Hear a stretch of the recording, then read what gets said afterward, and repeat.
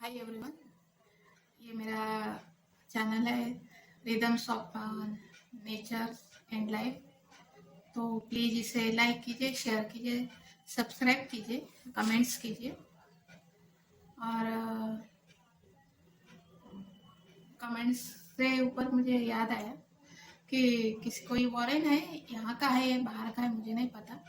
उसने इस तरह का लिंक डाला है और इस तरह का मैसेज है उसमें कि अगर इस मैसेज को आप एग्री करते हो तो आपका चैनल यानी डाइवर्ट हो जाएगा, डिलीट हो जाएगा।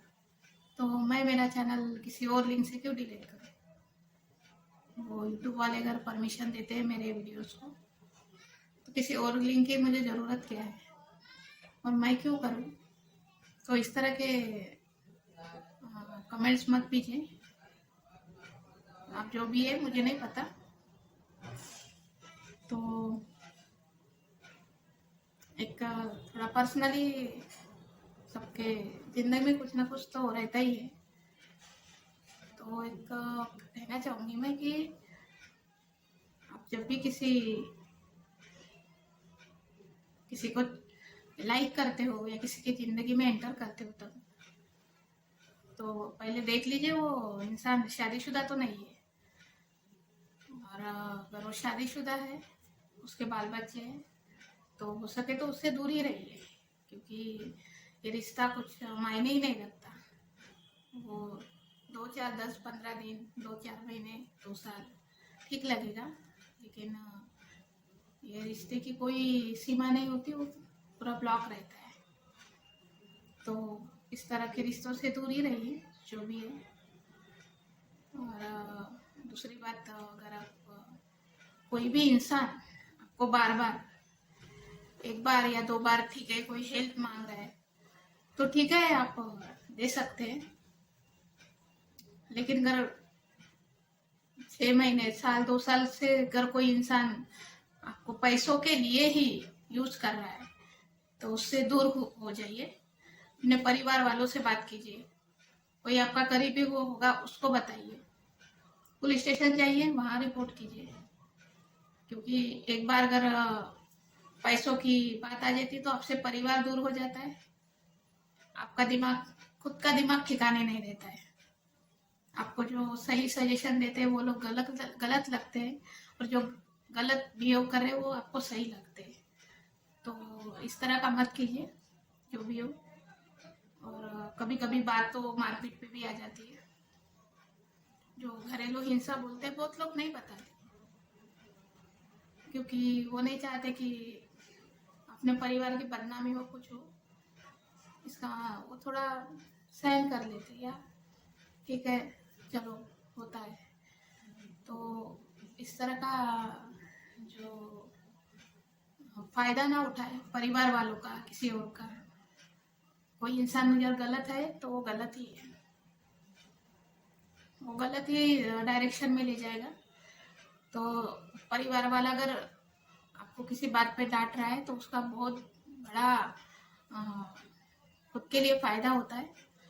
अगर आप इस तरह लोगों के बहकावे में, बातों में आकर कर परिवार से अगर दूर होते हो तो परिवार भी दूर हो जाएगा, और आपका आगे वाला इंसान साथ देगा या नहीं देगा इसकी कोई गारंटी नहीं है। कोई इंसान डिवोर्स ही है, उसकी वाइफ एक्सपायर हो गई है तो ठीक है, उसके ज़िंदगी में एंटर कर सकते हो। उसकी वाइफ है, हमेशा के लिए छोड़ के चली गई तो बात अलग है। लेकिन वो अपने फैमिली सहित है, आपको सब कुछ पता है, फिर भी आप उसकी ज़िंदगी में जा रहे हो तो ये डिसीजन बहुत ही गलत है, आपके लिए और आपके परिवार के लिए और तुम्हारे खुद के लिए भी। आज तुम्हें लग रहा है कि नहीं, छोटी बात है, कल जाके बहुत बड़ा स्कैंडल हो सकता है। तो इस तरह से जितना हो सके उतना दूर ही रहिए। और रही दूसरी बात, शहरों में तो नॉर्मल बात है। अरे शहर में, बड़े शहर में, मुंबई की बात नहीं कर रही, बड़े शहर में भी रहना हो तो छोटे मोटे टेंशन आते रहते। किसी को हेल्प लगती है, किसी को पैसों की ज़रूरत होती है, किसी किसी चीज़ की होती है। तो 1 बार 2 बार कोई भी मदद कर देगा, बार अगर आपके साथ इस तरह का अगर होता है तो उससे दूर हो जाएगी। कोई इंसान तो एक पल में ही ना बोल देते हैं, तो इट्स ओके, किसी को मदद नहीं करना होता है। मैंने भी मांगी है हेल्प तो एक दो लोगों से, इट्स ओके।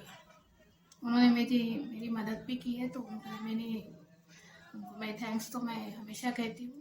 वैसे कॉल पे भी बात होती है मेरी, लेकिन इस तरह का अगर फैमिली को आप दूर करके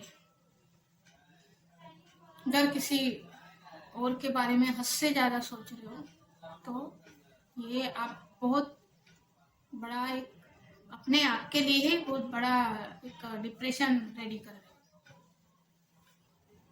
तो ये इस तरह का ना कीजिए। और शहरों में रहना हो तो एक तो गवर्नमेंट सर्विस चाहिए, अपना खुद का घर चाहिए, और या फिर हाई प्रोफेशनल जॉब चाहिए आपको, या फिर इस तरह का हो सकता है कि 6 महीने का एक्स्ट्रा इनकम हो आपके पास यहाँ रहने के लिए। आप पीजी रहते या फिर रेंट पे रहते, तो आप देकर फिर एक्स्ट्रा जो यूज कर सकते हो। तभी शहरों में रहना मुमकिन है। और दूसरा कॉन्फिडेंस तो चाहिए कि मुझे रहना है, कुछ करना है।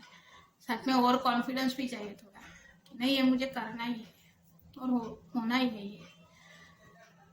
और कॉन्फिडेंस में गलत बातों का नहीं, अच्छे बातों का कॉन्फिडेंस होना चाहिए।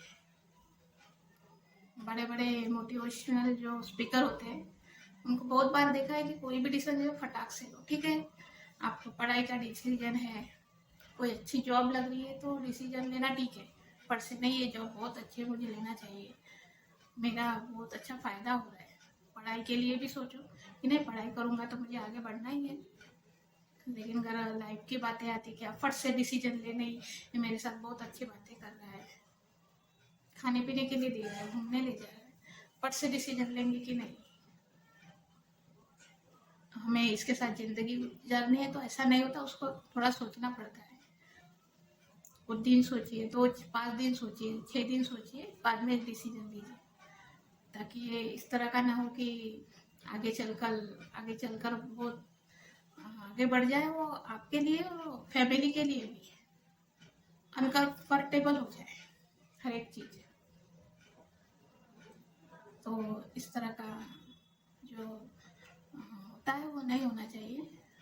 कुछ ना कुछ हो ही जाता है इस तरह का। अभी थोड़ा एजुकेशन की ये बात आई है, तो थोड़ा मैं कहना चाहूँ, मेरे रिलेटिव्स भी है, गांव के लोग हैं वो लोग, यानी मम्मी पापा जो मेरे रिलेटिव्स है, कपल है, उनको बिल्कुल ही पढ़ने लिखते भी नहीं आता था, बिल्कुल ही नहीं। 2 साल पहले की बात है।